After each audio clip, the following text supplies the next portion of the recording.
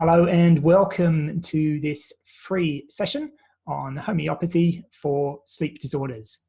My name is Martin Stone from Switch On Health, and this is the first of 4 free sessions that we are running for free this week as a part of ATMS Natural Medicine Week 2020. So thank you all for joining us. Now, this session is being recorded live and it will be available on YouTube later. Now, if you happen to be watching this on YouTube and you'd like to help support us in our mission to make natural health available for everybody, then please just hit that subscribe button, because the more subscribers we have, the more we can offer, and we look forward to offering more. We will have time for questions and answers at the end if you'd like to ask any questions. Now, if we do run out of time, there will be a second session set up, and I'll just be typing the details for that session in just in case we run out of time. You are also welcome to type any questions you've got into the chat box, and we'll make sure that Christina gets an opportunity to answer them at the end. So our presenter for tonight is Christina Boyd, who is a kinesiologist and homeopath, and she is doing her first webinar for Switch On Health. She is also one of our course writers and tutors for homeopathy at Switch On Health. She's got an amazing wealth of knowledge. So without further ado, I'll stop talking and I'll hand over to Christina. Thanks for the introduction, Martin. Hi everyone. Tonight I'm going to be talking about homeopathy for sleep disorders. Before we get started, with just a quick disclaimer, this presentation is for educational purposes only and does not take the place of medical advice. So in all instances of ill health, always seek a professional opinion, never self-diagnose or self-medicate, and don't cease taking prescribed medications without first discussing it with your doctor. So the aims and objectives of this session, we're going to be taking a look at some common causes of sleep disturbances and how homeopathy can help with those, the effects of sleep deprivation, medicines for insomnia, nightmares and night terrors, and homeopathic medicines for sleepwalking, as well as tips on how to get a good night's sleep.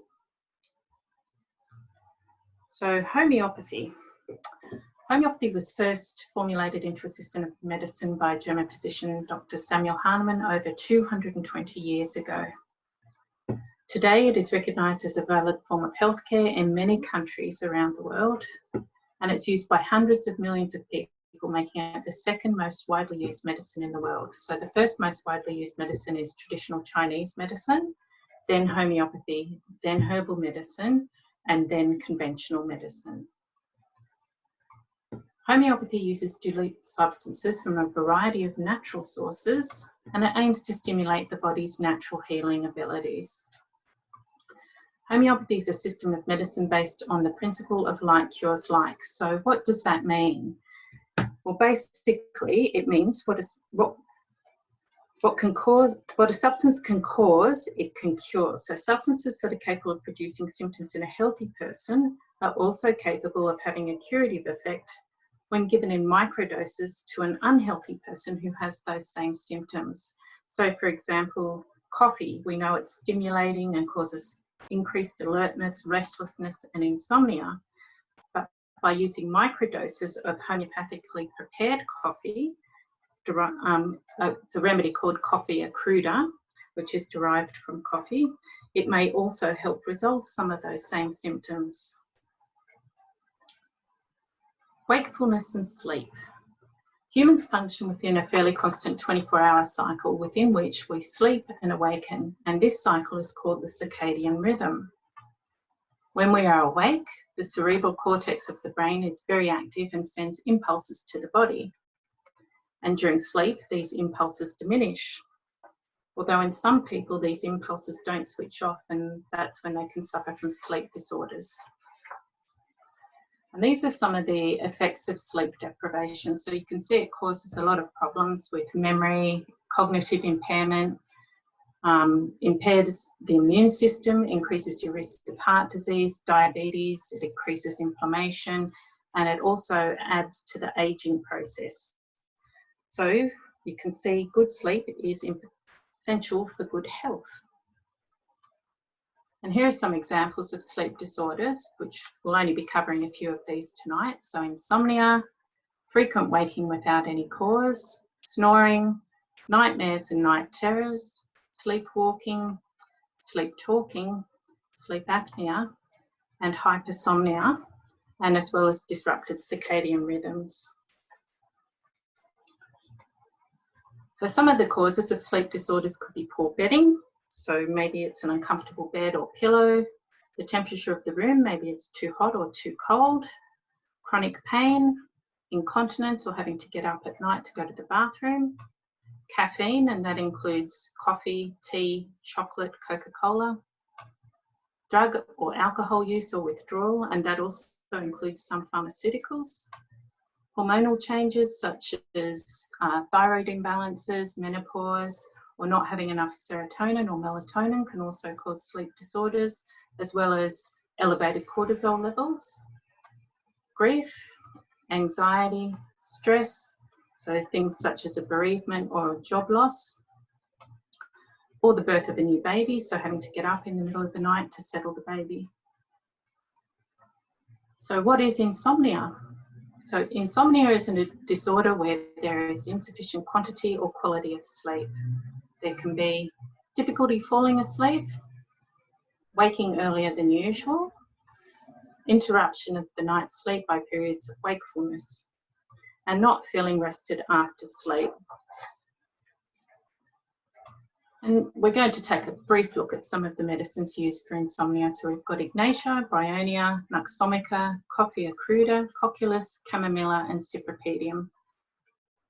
And all of those particular remedies are derived from plants. Firstly, we have Ignatia, and this is for where the person is sleepless due to grief or sadness, such as a bereavement or a loss of some kind. They can have anxious thoughts which keep them awake, and restless sleep. If they do sleep, the sleep is very light.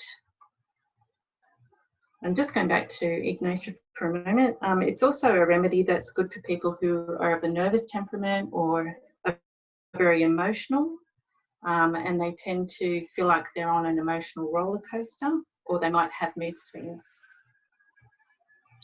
Then we've got Bryonia. Here they have difficulty sleeping because they're worried about their business or their work. They can usually get to sleep, but then they wake up due to worry about work. They can also have vivid dreams about the day's events, and they also have a lot of fears about the future, and they might also have a fear of death.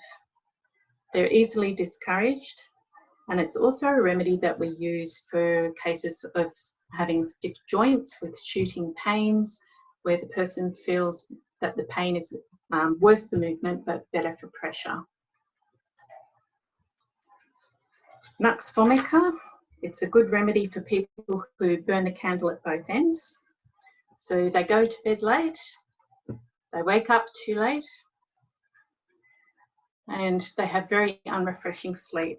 They wake frequently during the night, usually around 3 a.m, and then they lie there wide awake until daybreak, and then they might fall into a bit of a sleep just before the alarm goes off.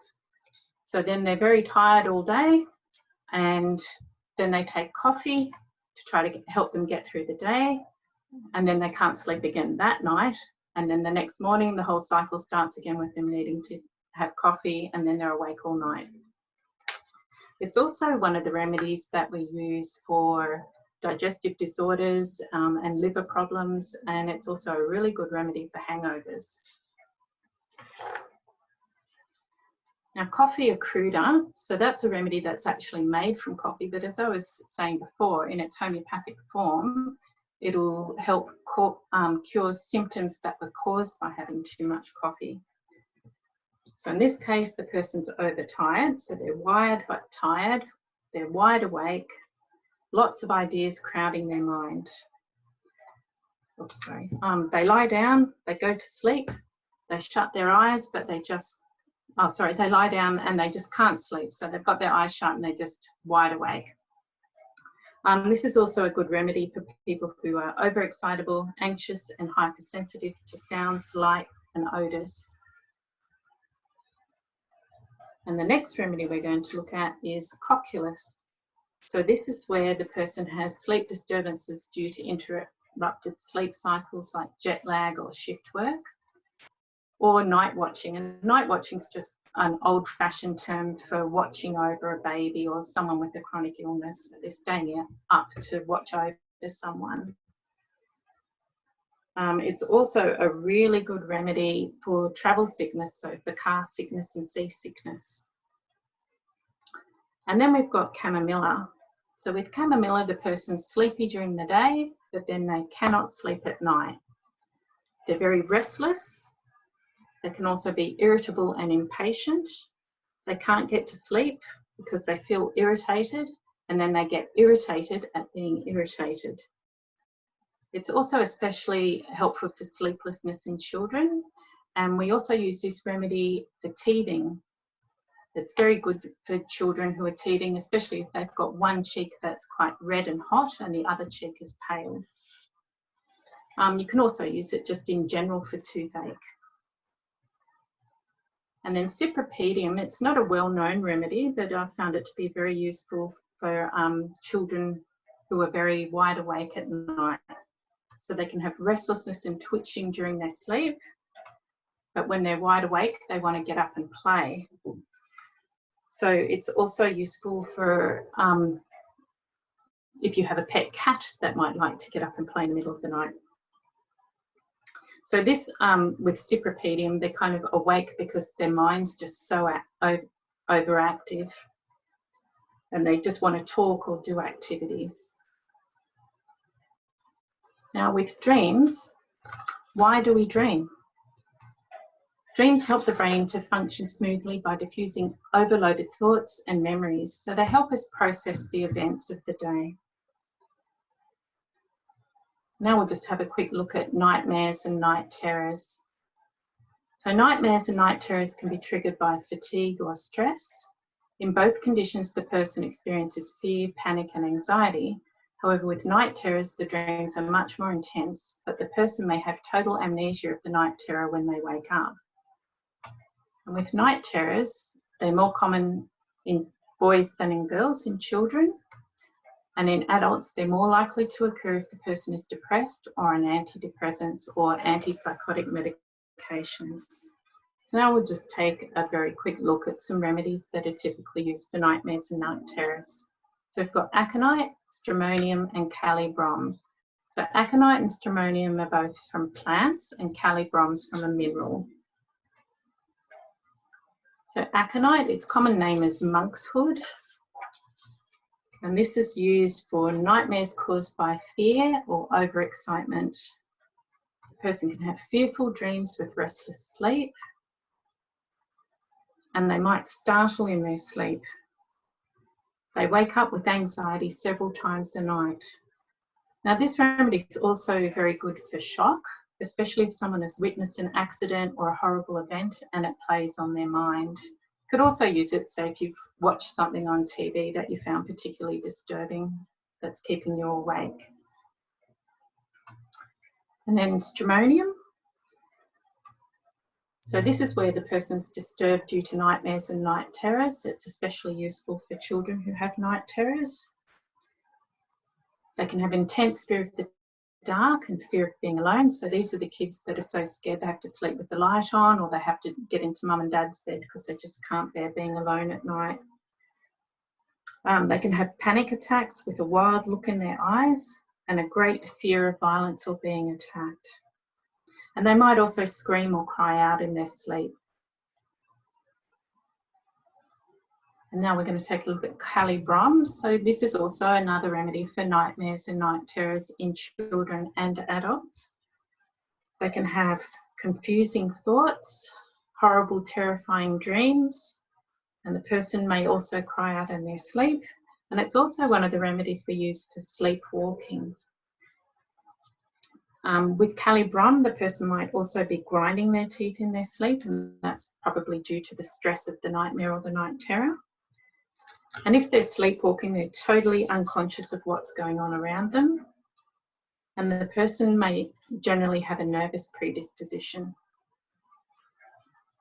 And then sleepwalking, it's also known as somnambulism, and it's a phenomenon of combined sleep and wakefulness. When we sleep, our muscles become very relaxed, leading to a temporary paralysis. So why? Well, that's so we don't act out in our dreams. In some people, this mechanism does not work properly and the person becomes very active whilst dreaming. And if that happens, they could be at risk of injuring themselves if they get up out of bed and go sleeping walks. So you would just gently guide them back to bed. So 2 of the remedies we look at for sleepwalking, and they also can be good for sleep talking as well, are natmur and silica, and they're both from minerals. So with natmur, sleepwalking and sleep talking, and dreams are particularly important with natmur. So they have fearful dreams of robbers. When they wake, they will search the whole house to try to find the robber, and they just won't be able to go back to sleep until they've searched the house and they're convinced that there's no intruder. Natmur is also a very useful remedy for people who are suffering from grief. It's similar to Ignatia, but the difference is with natmur, the person's much more reserved and they might have a lot of grief, but they're unable to cry, or they cannot bear for anybody to see them cry, whereas Ignatia will cry quite easily and they're much more emotional. And then we've got silica. They get up during their sleep and walk about, and then they lie down. So they're actually so active in their mind that they're acting out their dreams. So sleepwalking is more prominent around the new moon and the full moon. They have a lot of trouble getting back to sleep if they're woken up. And this is also a remedy that we use to help promote healthy skin, hair and nails. And now some tips for good sleep. So it's important to have some wind down time before you go to sleep. So reading a book can be very helpful, but turn off your Wi-Fi and avoid screens before bed. Never sleep with your mobile phone in the bedroom. And you should go to bed only when you're sleepy. And that's because sleep comes in waves about every 2 hours. So it's really important to catch the wave. The bed should be comfortable. Keep your bedroom quiet, dim, cool and well ventilated. Use your bed only for sleep and sex. And you might also want to try some relaxation techniques like listening to relaxation music or trying some breathing techniques or EFT if you're familiar with that tapping technique. Avoid caffeine, and that includes chocolate. So the people who like to have a piece of chocolate or a hot chocolate after dinner, that can often keep them awake. And don't consume a large meal before going to bed, because then all the energy is going into digesting your food rather than helping you sleep. And take regular exercise, but not just before bed because it can be too stimulating. And Epsom salts baths can help because Epsom salts contains magnesium, and magnesium's a muscle relaxant. And if you don't have a bath, you can always just use a foot tub and also add some of your favourite essential oils like lavender or bergamot or vetiver or chamomile. And for your reading pleasure, if you're interested, these were some references and bibliography. And there's actually some very good studies on sleep and homeopathy. And just finally, conventional medicine certainly has its place, but that's mostly in life-threatening and emergency situations. At the end of the day, in most cases, you can't drug your way to health by chemically suppressing your symptoms. So awareness is the first step to the path to change, and I would encourage you to learn as much as you can about natural ways to manage your health. And homeopathy can give you the tools to support your body's own natural healing abilities. After all, nature does know best.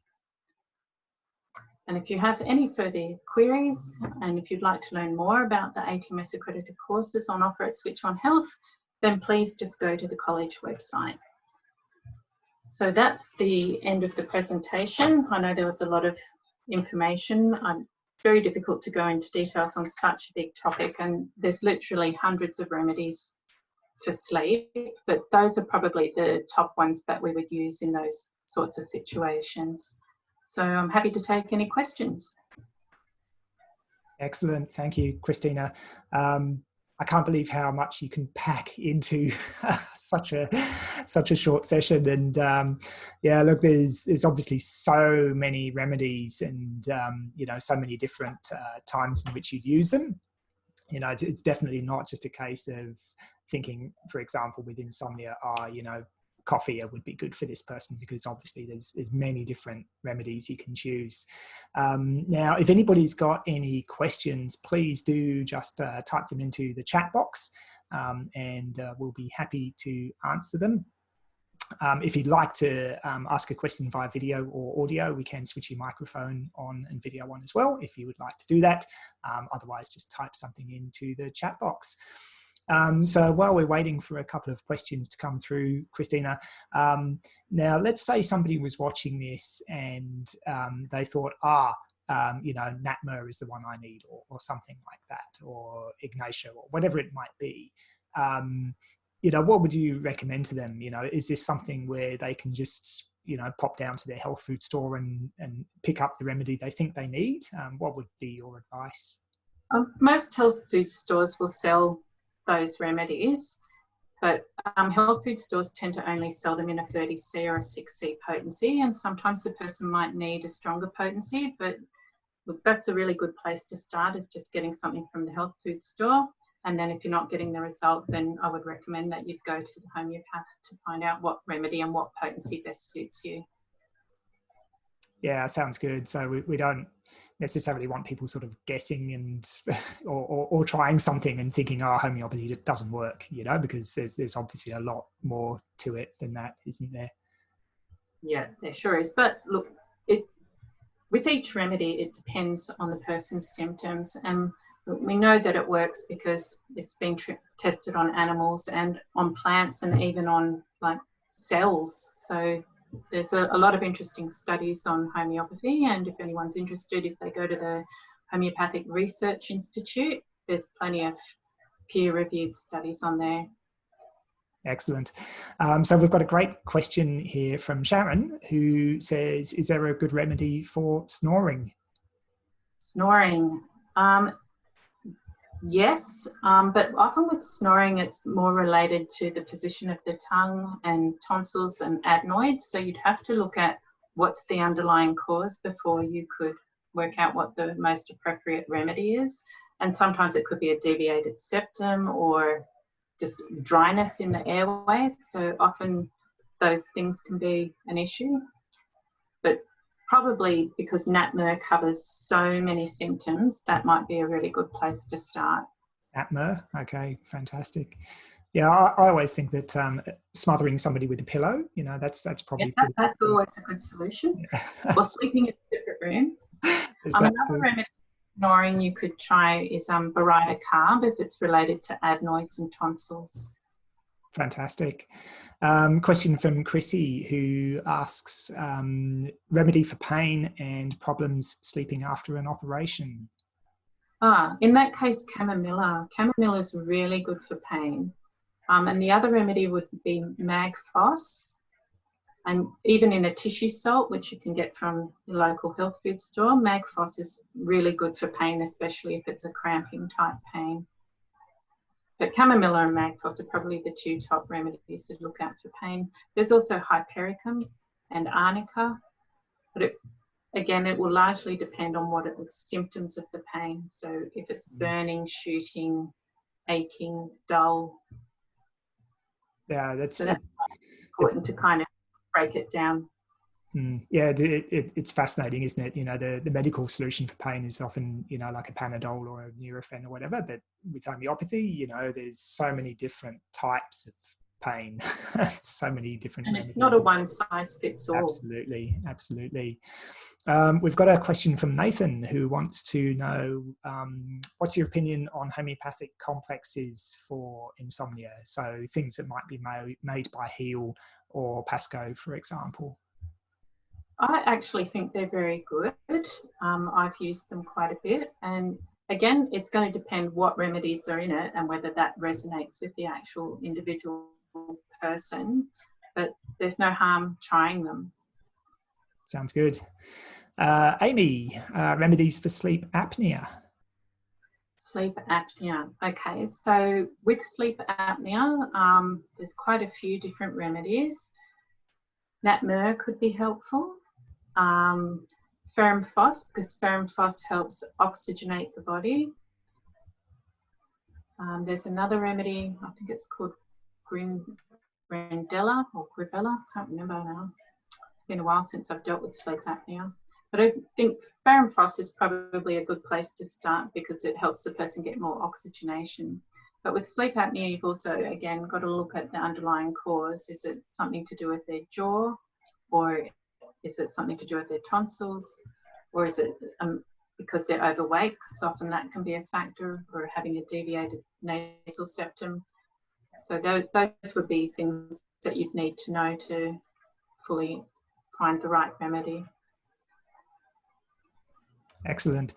Sharon says homeopathy rocks. Absolutely, Sharon. We definitely agree with you on that one. Sure does. Rebecca wants to know if this is going to be available as a recording, and Rebecca, yes, it will be. Thank you for asking. Are we going to make the notes of? I'm happy to share these slides as a PDF if people are interested. Yeah, absolutely. Thank you, Christina. So, yeah, if anybody does want notes from this session, just feel free to email info@switchonhealth.com.au, and we'll be happy to send those notes out to you. Just have a look to see what other questions we've got. Yep, hypericum for nerve pain. Thanks, Sharon. Acupuncture for pain. Yep, we do have an acupuncturist in the room with us, so great of you to join us. And yeah, absolutely, acupuncture and homeopathy, I just think are amazing modalities. Assistance for someone going through chemotherapy. Sorry, what was that? Assistance for someone going through chemo. With sleep or just in general? For sleep, I'm guessing. It might be related to an earlier question we had about pain and sleeping after an operation. Yeah, but most likely, I guess chamomilla would probably be one of the top remedies there, but it also depends if they're having nausea and all of that sort of thing, then it's going to be other remedies. So arsenicum and sepia are very helpful for nausea with chemotherapy. But there's lots of different remedies. And again, nux vomica is another really good remedy for nausea with chemotherapy. And that can also be quite helpful because it supports the liver and the digestive system, and people on chemo can have a lot of issues with that. So probably look at nux vomica. Suggestion. But without taking someone's full case, it's kind of difficult to say. So these are only just general suggestions. Yeah, absolutely. Grindella robusta, that's the botanical. Oh, yeah. That's from Nathan. Thank you, Nathan. Let's see what else. So still open for questions. We've still got a few minutes left if anybody would like to ask any more questions.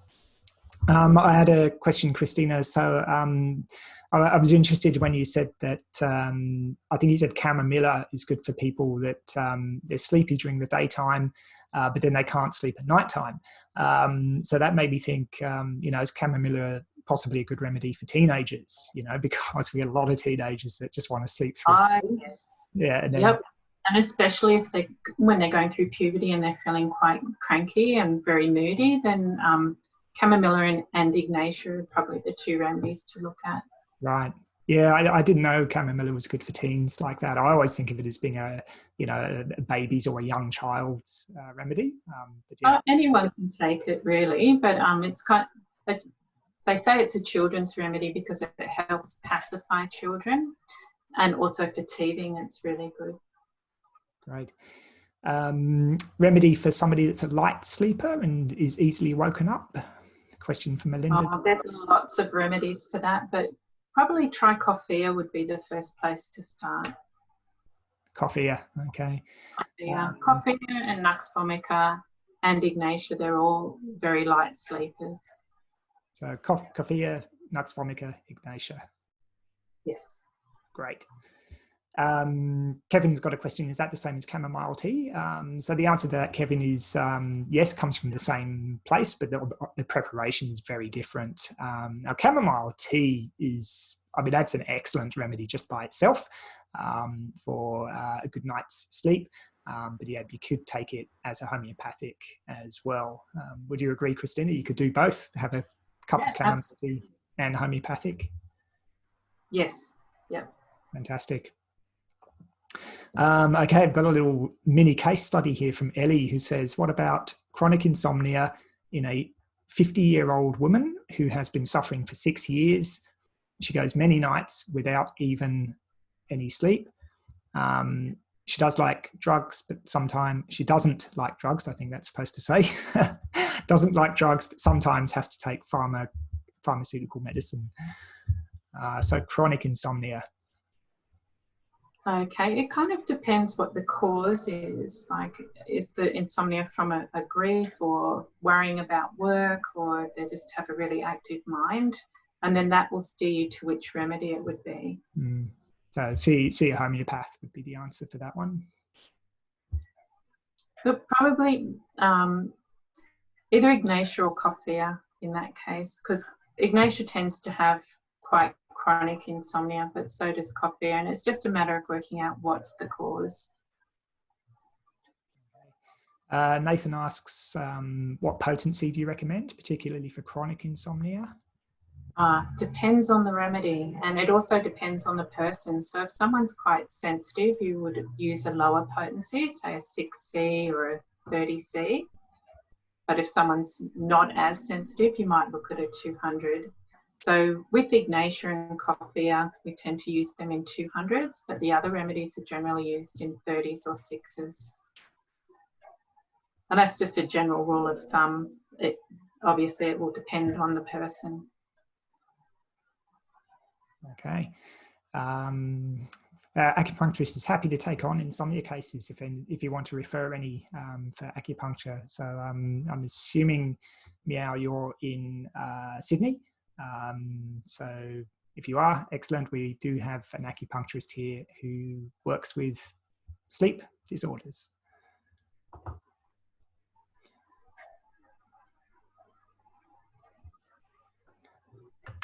So we've still got a couple of minutes left, I think. For some reason, I can't see what the little timer says at the top of the screen. Thank you, Nathan. Thanks for joining us, and you're welcome. Herbals, acupuncture, and ear seed. I'm not sure what ear seed is, Meow.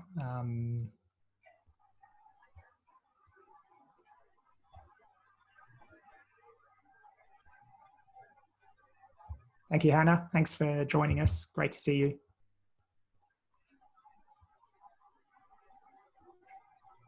Okay, so we've got about 2 minutes left. If anybody does want to ask any more questions. Okay, somebody wants to take the microphone, so I'll see if I can figure out how to do that. So this is Meow, our acupuncturist. Excellent, thanks, Sharon. I'll just see if I can find the button to unmute somebody here.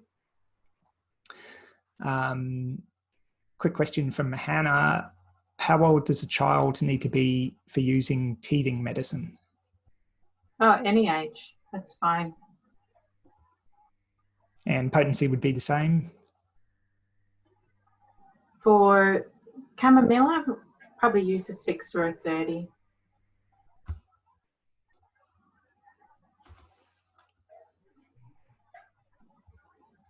Okay, I'm just going to see if I can unmute someone. I have to find them first. Okay, Meow, your microphone is on. Oh, hello. Can everybody hear me? Loud and Yes. clear. Yeah. Sorry, Christine, I just want to come in and help if you do not mind. Is that okay? Sure. Yeah. So I'm coming from the area of traditional Chinese medicine and acupuncture. So at the moment, because of this COVID-19, so I did have an offer online. It's the whole of this week, but I'm also happy to take on someone who would like to try ear seeds.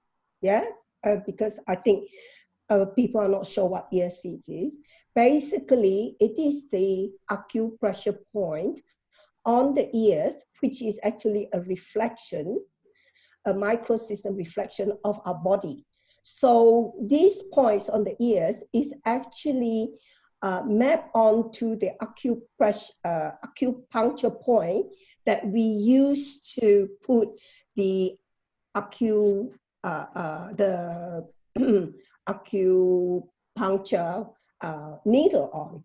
So because at this moment, I have not been ready to take on patients, so I'm happy to talk to people online and say that I can offer some help to put some seeds. Now these seeds are actually herbal seeds and they are warm, and placing them on a particular point on the ears with stimulation is actually helps to release, for example, pain, probably help with the sleep. So it is absolutely non-invasive. People have tried that. So if people are comfortable, you can contact me and we can go from there. Okay, excellent. Thanks, Meow. Right? Yeah. So, Meow, do you want to, if you just want to email those things through to info@switchonhealth.com.au. And I think I'm on, actually it's a 2-for-1 program. okay, It's so the natural actually, medicine week. yeah, that's right. Yeah, Okay, I'm excellent. on, yeah. So yeah, if you want to, if anybody is interested in that, Yeah. if you want to. I actually, sorry, the title is called Facial and Tongue Diagnosis, right? I mean, it's because that is a bit further than using seed. But my strategy is that after somebody has contacted me, because I need to look at the tongue and also the face, then I can do some diagnostic steps and then offer some help. But if people here for this particular set of webinar and they really have issue with sleep, I think this ear seed would be a good start.